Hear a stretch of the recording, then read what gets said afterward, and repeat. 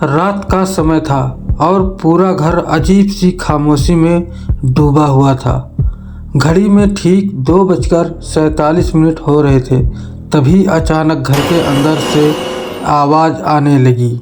ये आवाज़ बाहर से नहीं बल्कि उसी घर के भीतर से आ रही थी। धीरे धीरे सबको समझ आ गया कि आवाज़ तीसरे कमरे से आ रही है। वही तीसरा कमरा जो सालों से बंद पड़ा था और जिसमें कोई रहता ही नहीं था।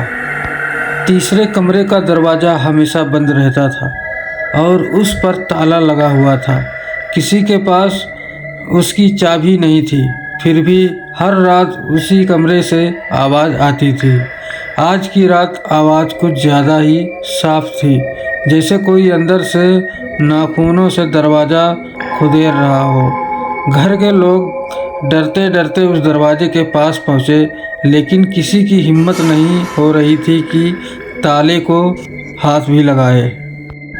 अचानक अंदर से एक इंसानी आवाज़ सुनाई दी, जिसने सबके रोंगटे खड़े कर दिए। आवाज़ ने बहुत धीरे से कहा, खोल दो। ये आवाज़ इतने पास से आ रही थी कि ऐसा लग रहा था जैसे कोई दरवाजे के पीछे खड़ा हो। लेकिन हैरानी की बात यह थी कि घर के सभी लोग सामने खड़े थे, फिर भी अंदर बोल कौन रहा है। फिर मोबाइल की टॉर्च जलाई गई और रोशनी ताले पर डाली गई। तभी सबने देखा कि ताले के अंदर से कुछ टपक रहा है, जो पानी नहीं बल्कि गाढ़े लाल रंग का था। उसी पल मोबाइल अपने आप रिकॉर्डिंग मोड पे चला गया और स्क्रीन पर दरवाजे के पीछे एक काली सी परछाई हिलती हुई दिखने लगी। परछाई साफ नहीं थी, लेकिन उसकी मौजूदगी महसूस की जा सकती थी। अचानक पूरे घर की बिजली चली गई और चारों तरफ अंधेरा छा गया। अब सिर्फ मोबाइल की स्क्रीन जल रही थी, जिसमें एक अधूरा सा चेहरा पास आता दिख रहा था। चेहरे की आंखें पूरी तरह काली थी और उसी समय मोबाइल के स्पीकर से आवाज़ आई, मैं यही हूँ। उस आवाज़ ने जैसे सबकी सांसें रोक दी।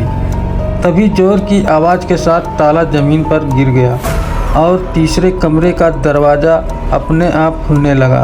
अंदर कमरा पूरी तरह खाली था, लेकिन फर्श पर गीले पैरों की निशान थे, जो कमरे से बाहर की तरफ आ रहे थे। उसी वक्त दीवार पर लाल रंग में लिखा कुछ दिखाई दिया, आज मैं बाहर आ गया। सुबह जब सब कुछ शांत हुआ तो घर वैसे ही लग रहा था, लेकिन एक बात बदल चुकी थी। अब उस घर में तीसरा कमरा था ही नहीं, जैसे वो कभी मौजूद ही ना रहा हो। लेकिन रात होते ही हर किसी को महसूस होता है कि घर के किसी कोने में कोई खड़ा है, जो बहुत धीरे धीरे सांस ले रहा है। अगर इस वीडियो का पार्ट 2 चाहिए तो कमेंट ज़रूर करना।